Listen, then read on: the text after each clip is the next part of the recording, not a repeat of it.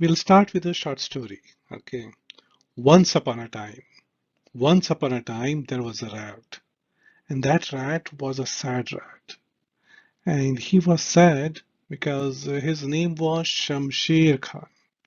What was his name? His name was Shamsher Khan. So one fine day, our sad rat, he was roaming in the jungle, right? Just sad, walking slowly, slowly, slowly here and there. But then suddenly something happened. The rat saw the animals running from left to right, and he saw the elephant, and then he saw the giraffe, and then the zebra, and then he saw his friend Donkey. So he started running behind Donkey and he asked, "Hey, Donkey, why are you running?" And the donkey said, "I don't know. Everyone else is running, so I'm also running. You also run." So our sad rat, he also started running. And he was running fast, fast, fast. And then he heard a sound. What did he hear? He heard a roar. It was a roar of a lion. So then he started running like anything, more, much faster, faster, and so on. Then, after a few minutes, while everyone was running and everyone was scared, our sad rat, he started laughing. He started laughing like, ha ha ha ha ha ha. So he started laughing like anything. And then the donkey asked, "Hey, rat, Shamsher, why are you laughing?" He didn't respond. He was just continuously laughing. So he kept laughing. And the donkey, he thought Shamsher has gone mad. And so so he kept running. And then, why was Shamsher Khan laughing? Okay, there's a backstory to that. So Shamsher Khan, like he always wanted people or the animals to be afraid of him. And his name is like the masculine name Shamsher, which means sword or something. And but no one was afraid of him. Now, when he saw the lion roaring and everyone running from left to right, scared of the lion, he thought, what if I can roar like a lion? So he got this wonderful idea. Now, while he was laughing, he thought, okay, what to do? How can I learn to roar like a lion? So he got the idea. He said, okay, I will find the lion and I'll ask him to teach me how to roar like him. So after a few minutes of running and everything, finally the lion he caught someone and he had his good lunch, good feast, and then he was sleeping. He was sleeping in his den and he was snoring. How do you snore? You snore like this.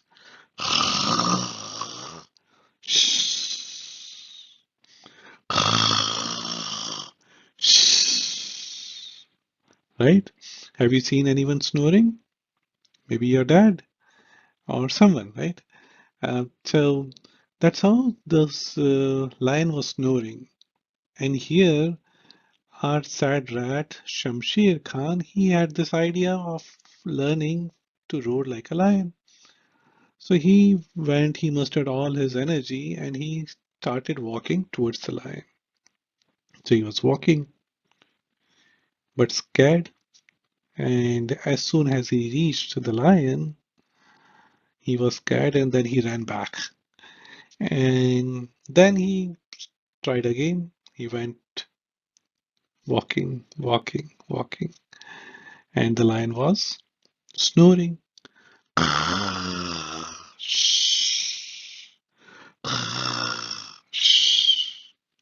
Right?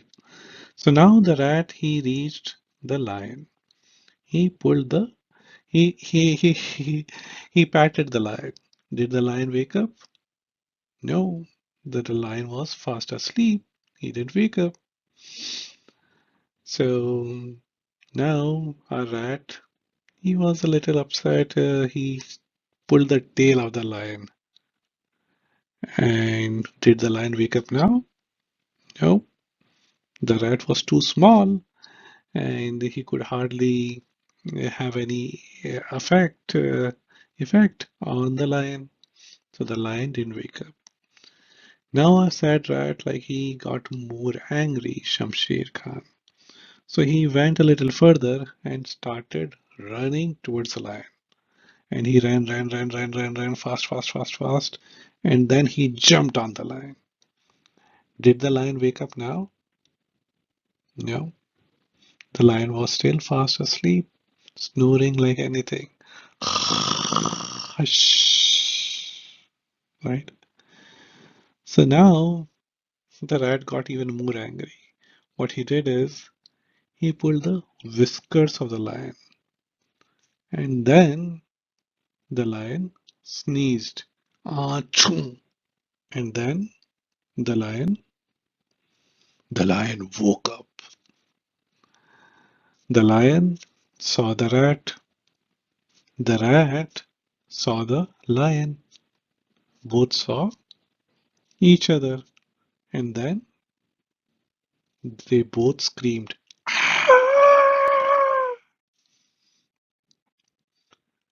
So they both screamed, and after a while, the rat Shamsher, he said to the lion, "Hey lion, tell me one thing. I am afraid of you. That's why I was screaming. But why were you screaming?" So the lion told the rat, he said, "Shamsher, don't tell it to anyone, but I am afraid of the rats." Listening to this, Shamsher Khan, who always wanted people or the animals to be afraid of him, he laughed like anything and he had a great time. And then they both became friends, and that's the end of the story. So my name is Gulrez Khan. I work as a data science leader in my day job, and I'm an award-winning author of this book called Drawing Data with Kids. Data literacy for kids is my passion area, and after the book, people have been reaching out, and I've been doing few workshops. So now converting this into a cohort. So that's why I'm in front of you, and we'll have lots of fun. My journey, I started back home in India in 2005 when I started my career. 2007, I moved to Seattle, joined Microsoft in 2010, then worked many years in different groups in Microsoft. Last 5 years, I've been with PayPal, and last 2 years, I've been in this amazing journey of introducing data literacy to the kids. So, how did it all start, right? People often ask me this question. When I was learning data science for the first time, I stumbled through this very famous data set. This data set was about a particular flower called iris. And here in the screen, you see there are three varieties of iris flowers. And the task that I was given is to learn this thing called clustering. Like it's a machine learning thing. And with that, the what we do is we measure the length of the petal and sepal. I could hardly pronounce these things. Right? So you do these measurements, and based on that, you can predict which variety of flower it is. So here in the graph, you see this red, green, and the blue, and you've got the different measurements of petal and sepal for each variety. And based on that, you predict. So while I was learning, I was learning not just data science, I was learning botany and data science at the same time. And that made things difficult for me. And this is not just that particular data set. Even for the other concepts that I was learning, it was something like that. Now, I'm a father of three beautiful kids, and when I was introducing data to them, I thought I want to make it easy for them. How do I make it easy so that they can understand and not just learn data, but they fall in love with data? Data and AI, everything is like the base foundation that everyone needs to know in the near future. So that's my attempt. Now, coming back to the story. You might be wondering, why did I start with this rat and uh, our lion, right? So the rat is Shamsher Khan, and when he went to the king lion, right? So here you see the lion is sleeping and snoring, but there is a pattern, right? Pattern is what we are going to talk about, and what I'm going to do next is I'll create a line, right? We call this as x-axis, right? And then another line, a vertical line. What do we call it? We call it as y-axis. So my handwriting is very bad, but still I'm reading so you can understand what it is, right? So let me erase this if I can. Okay. Okay. So we have got x-axis and y-axis. So we are repeating what we did. We are saying, okay, this is the x-axis and this is the y-axis. Now, when the lion was snoring, how was he snoring? He was snoring, there was a rhythm, right? It was going like this,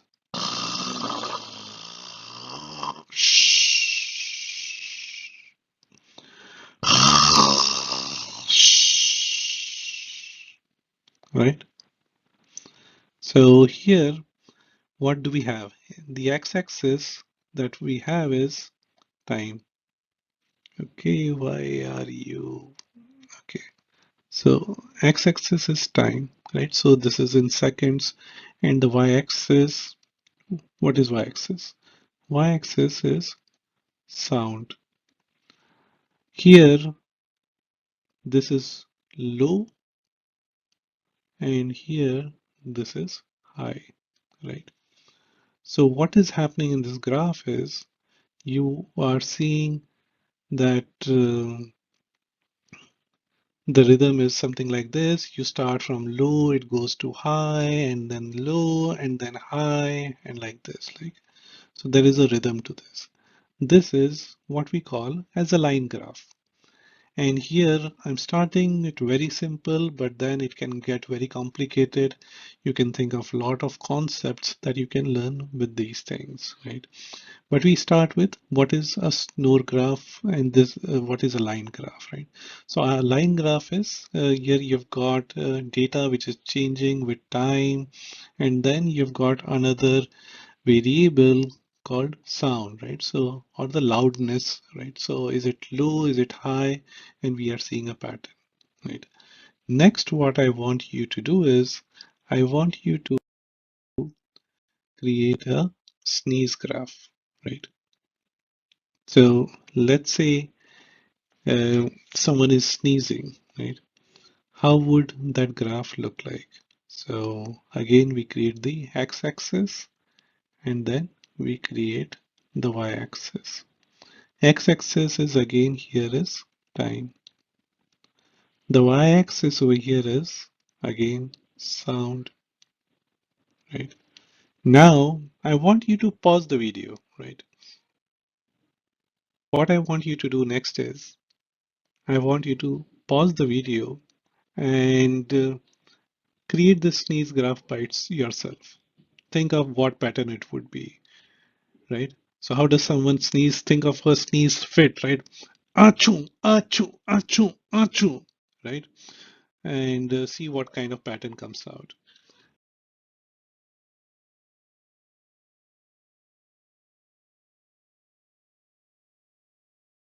So now that you're back, right? I don't know how you've created the sneeze graph, but for me, when I think of sneezing, I think I would start uh, like this. Achoo, yeah, achoo, achoo, achoo. So when I sneeze, like it's more frequent, right? So and here there is a difference as well, right? Now think of what we were doing, right? Here there is a pattern. So you start with low, and some people start at high, right? My father, like he starts right over here instead of so instead of here, he would start here. So it would be very high, right? So this is again a pattern, right? This is a line graph that we have created. Now think of how would it look like when you compare it to the snore graph, right? So in the snore graph, it was something like this. It was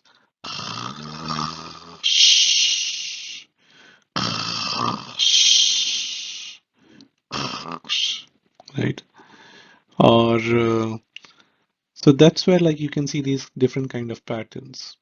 So next, what I want you to do is I want you to use your pen and paper and create these different kinds of graphs, right? There's a crying baby graph, right? So how does a baby cry? Think about it. "Wah, wah, wah," and then sometimes it will be very loud, right? "Wah," or things like that, right? Think of what kind of pattern would that be. Once you have done that, another thing that you can do is create a laughing monster graph. How does a monster laugh? So think about it. Uh, Go wild on your imagination. You can create a meow meow graph. How does a cat does meow meow, or few people say it does purr purr, right? So so this is what I want you to do, right? Now, when if you think of this is a very simple concept and other things, that's the idea, right? I don't want to make it very complicated. Like this is sometimes this is the first time people are dealing with data. So the idea is for you to fall in love with data, right? So there are these fun things that we are doing. But then when you think about it, this is what we do in a day job. Like as I work as a data scientist, my job is to analyze these patterns, right? So for example, here you see how was the snoring happening, right? Up and down, and all that stuff. Now what you do is you do the forecasting, right? Based on the previous patterns, what you do is you forecast how would it look going forward. Uh, Giving you a boring example, like if I want to see the enrollment of a particular product, I would say, okay, what is the historical trend looking like, right? And I will create a pattern like this for my company, and based on that, my business team would say, okay, can you predict, right? Can you predict how would the forecast looks like, right? And how we can be better prepared. Outliers, right? So outliers, what is an outlier? So outliers are data points that stand out. Here in this case, what happened is our lion was snoring and there was a pattern and all of that stuff. But then something interesting happened here in this period, right? So maybe that was the time when the rat, he was pulling the tail of the rat, right? And then his snoring was disturbed.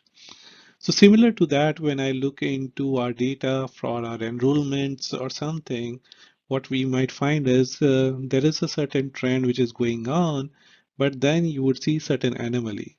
And we need to figure out what that caused that anomaly, right? So that anomaly could be because of holidays, or it could be the COVID period, or whatever it is, right? So this is a very important concept that we need to learn.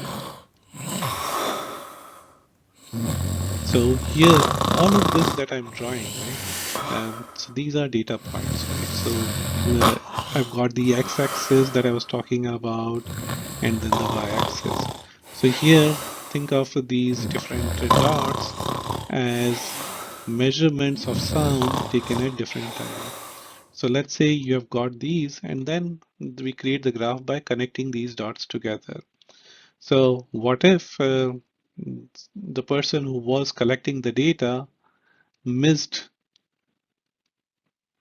collecting data for this point, right? So this is again a problem that we do encounter in our day job very frequently. So how do you find the missing data? Again, maybe you can find the pattern. And so we'll talk about a lot of these things as we go further in the session. But for now, like I want to pause it over here and do a little bit of recap, right?